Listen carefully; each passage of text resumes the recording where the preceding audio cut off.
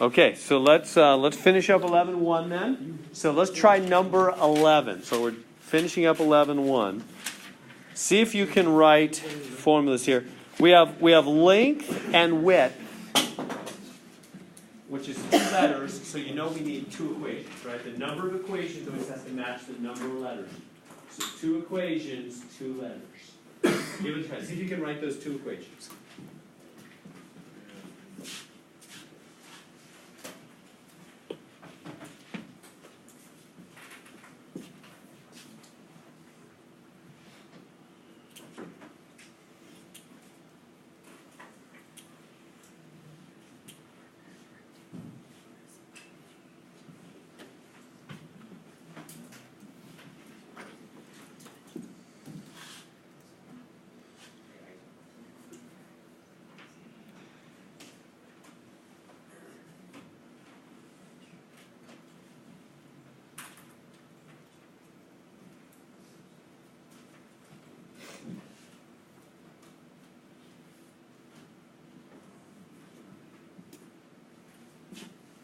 Give you a second there. What's the perimeter equation? 2L plus 2W. Remember that? Remember the perimeter of a rectangle? If you have width, length, and length, perimeter is 2L plus 2W. So try that one. So the perimeter is 40, huh? So put a 40 there. All right. Try the other one. Give you a second.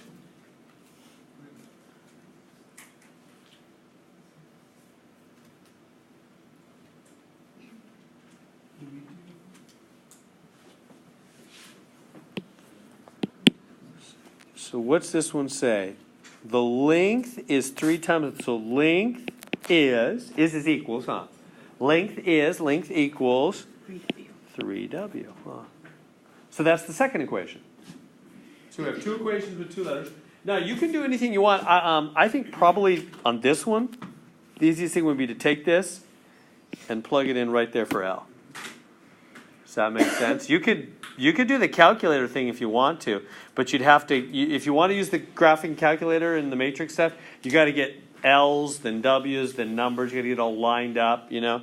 I think it'd be easier just to plug in. 40 is 2 times 3W plus 2W. That makes sense? Just use substitution. Just plug right in because L can be replaced with 3W because L is 3W, the second equation told. I think that'd be quicker. And then we can just solve this thing. 40 is, let's see, 40 is, what's that, 6W plus 2W. 40 is 8W. Bring it over here.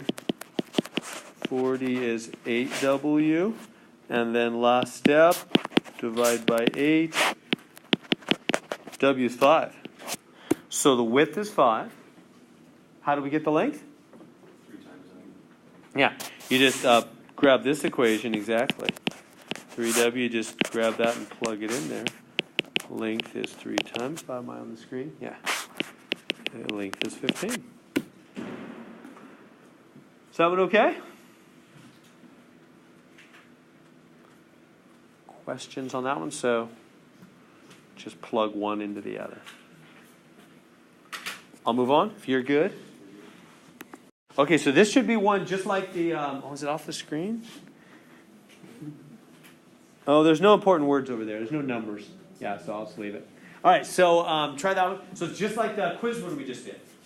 So right, because it's money, the objects have value. So see if you can write your 2 equations. Remember, one of them is no money, no money, no money. The other one's money, money, money. Oh, no, I'm sorry. I'm making stuff up. This one's different. I mean, there's money, but this one is a different kind of money one. So I need to show you this one. Why? What's different? This word right here. It's a mixture. It's a mixture. Now, it's hard to tell. You think, well, how do you know, like, money or mixture? It's got money. Well, the difference is, in the end, we are mixing the 2 money things together to make a new kind of thing, right? We got peanuts alone, and cashews alone, and peanuts alone, and then we're mixing them together to make this mixed nuts, right? Cashews and peanuts mixed. for a new price. We did not do that on the quiz problem. We didn't take a senior citizen and a regular adult and smush them together and make a new kind of person. We didn't do that. Right? Everybody see that? Simply put, we didn't use the word mixture anywhere. How about that? That's probably the easiest way. If they use the word mixture, it's a mixture. If they don't use the word mixture, it's not a mixture. That's probably the easiest way to tell. So we are mixing, we are making something new out of the two originals, aren't we? Okay, so how do you do mixture? Anybody remember from your algebra days? I'm looking around for somebody that had me for algebra that I can pick on, but I don't see anybody. I don't know if that's a bad sign or what that is, but they're not here. Don't you make a table? Table, you could make a table. Most people do the 3 boxes or the beakers or whatever you want to call them like that. When you mix two things together to produce a final thing. On the bottom go the percentages. You know how, like, you know those ones where they go, you're mixing, 20% acid with 50% acid to produce, whatever. This kind of salt, 30% salt, 50% salt. Remember all these? Didn't you do tons of these in your algebra days? Remember these? So percentage go on the bottom, but in this problem we don't have percentages. We have money. So money is the type. So we have $6 kind of nuts, cashews, and we have $3 kind of nuts, peanuts, and we're mixing them together to make $4 per pound kind of nuts, the mixed nuts. So on the bottom go the percentages or the money, the type of thing you're putting together. We're mixing more expensive nuts with cheaper nuts to produce something in between them. Does that make sense? Other ones, it's acid or something. 180% acid, 30% acid, you want to produce 50% acid, or something in between. Right? You always have a stronger, a weaker, and the final product, what those two equal, combined equal. This is the final mix over here, isn't it? This is the final mix. This is the first thing, the second thing, and the final mix is always mid-level. It's between the two. Okay? What goes in the top is always the amount. How much? Do I know any amounts? Do they ever tell me how many amounts anywhere? 20 pounds. Which one? That goes. Which one's peanuts? Yeah, it's right in the middle. That's the $3 ones. Is the peanuts, right? The peanuts are $3. There's 20 pounds of peanuts. So that goes right there. The 20 goes with the peanuts because that's what they told me. 20 pounds of peanuts. But they didn't tell me the other two. It's not in any of that stuff off the screen. So what do you think I'm going to do in the other two blanks?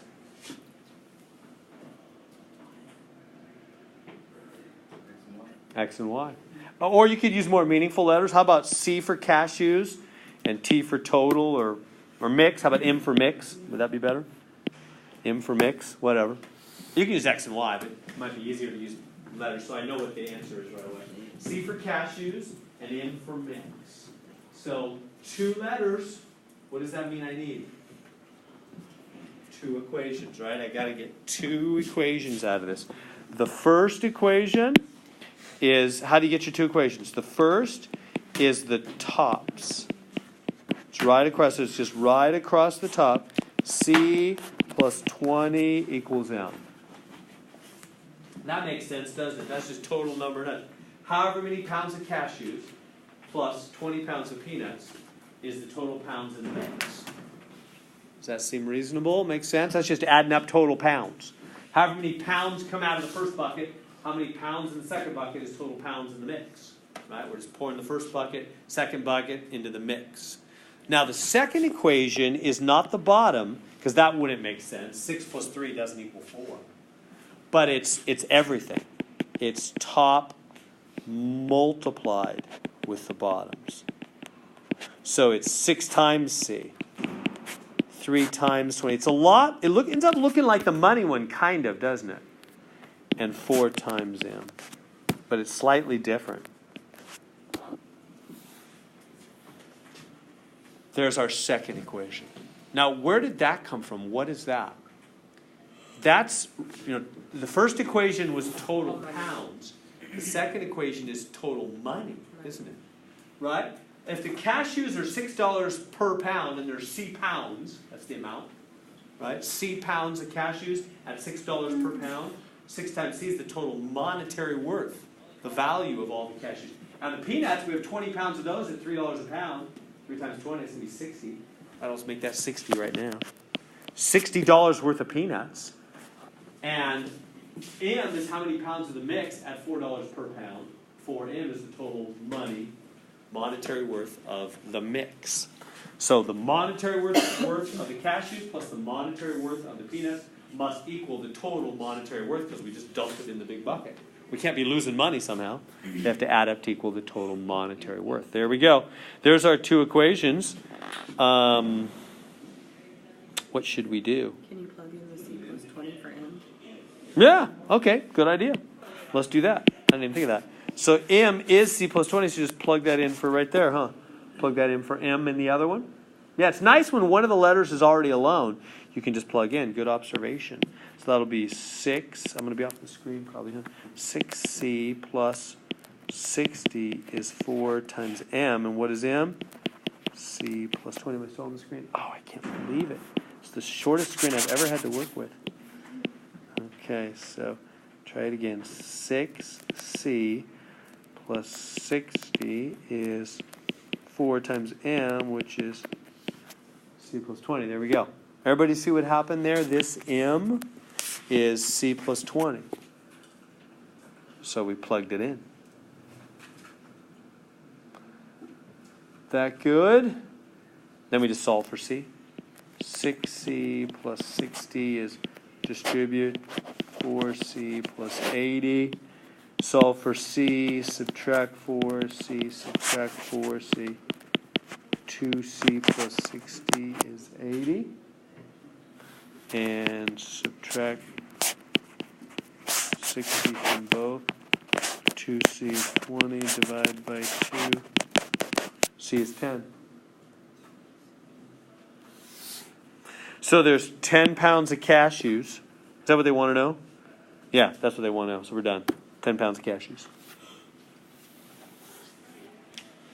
Do you remember those from your algebra days? Sort of, kind of. So what do we do on mixture? There'll be one of these on the fourth exam. This material's on the fourth exam. It's not on the exam Thursday. But all this stuff is fourth exam. So 3 buckets or beakers or whatever. The percentages in the bottom or the dollar amount, and the amounts, pounds in the top, like that.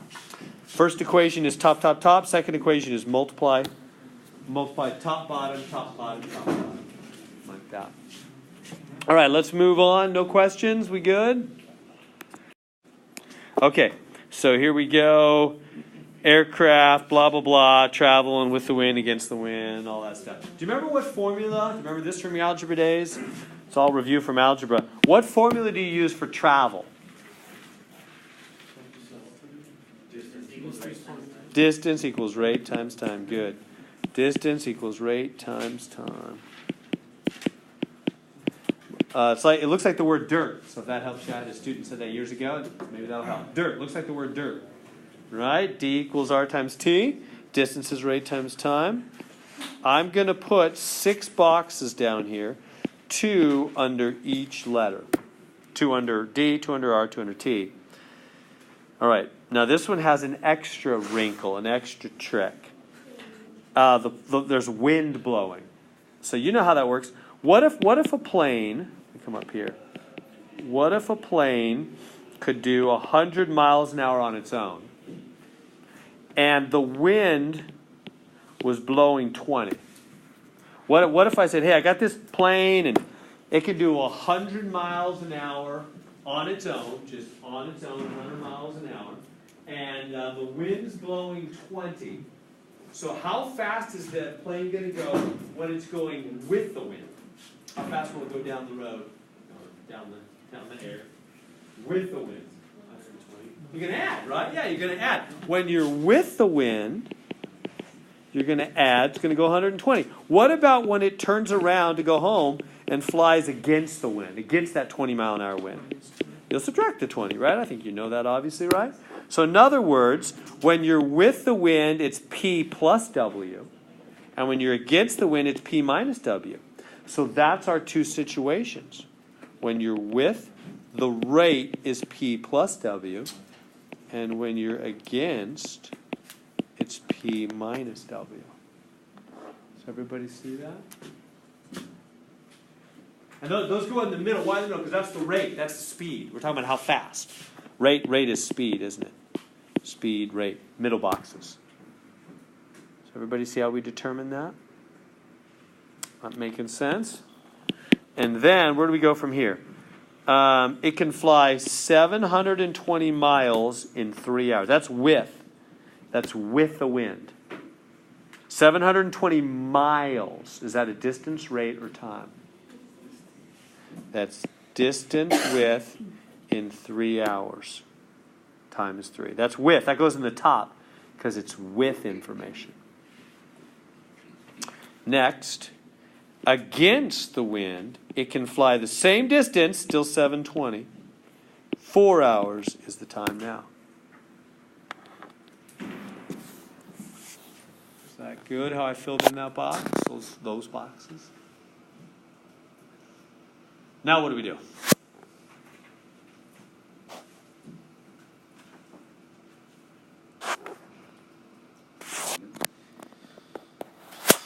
I got to write some equations, right? Those are just boxes and diagrams. I still don't have any equations. You know what I mean? Just like back over here where I had the boxes, I still have to turn it into 2 equations, don't I? So how do I go from this nice little diagram to 2? I need 2 because 2 letters, 2 equations. How do I do that? Write this rate equals distance over time. I don't need to do anything fancy like that, I don't think.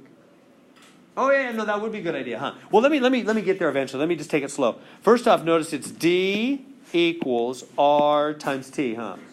So D 720 equals R P plus W times T. For the first one, and then that's the first one. And the second one, D equals R times T. That good? Like that?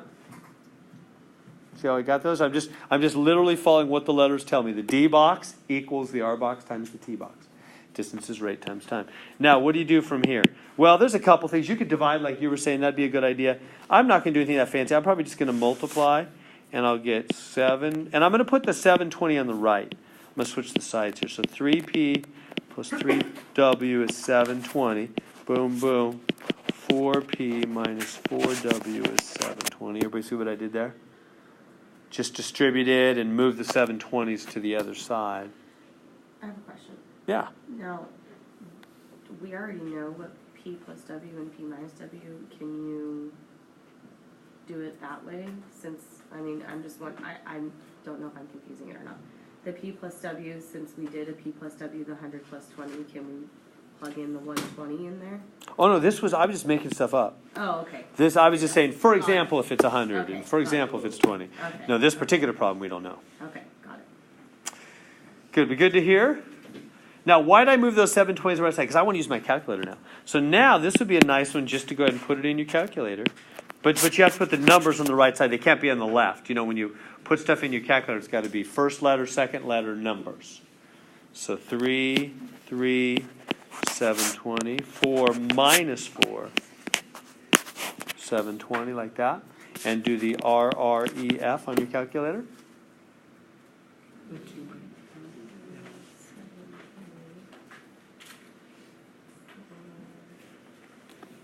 And let's see what we get.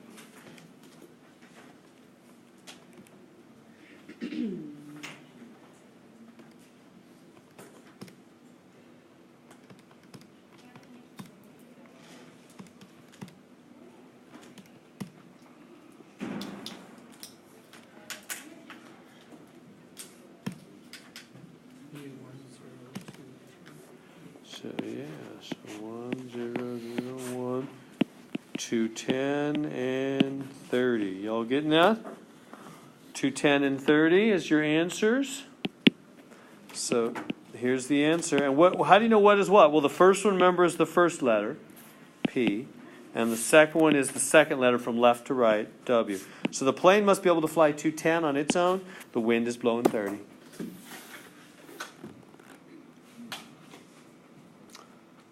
Is that good?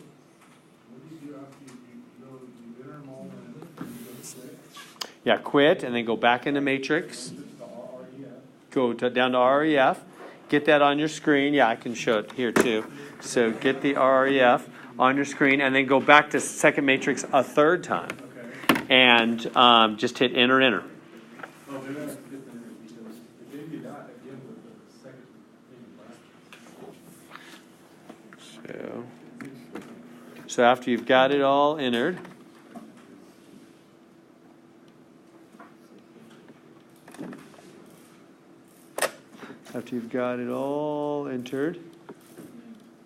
so second matrix, go over to math, go down to RREF, enter, puts that on the main screen. It's saying, I'll do the RREF on what?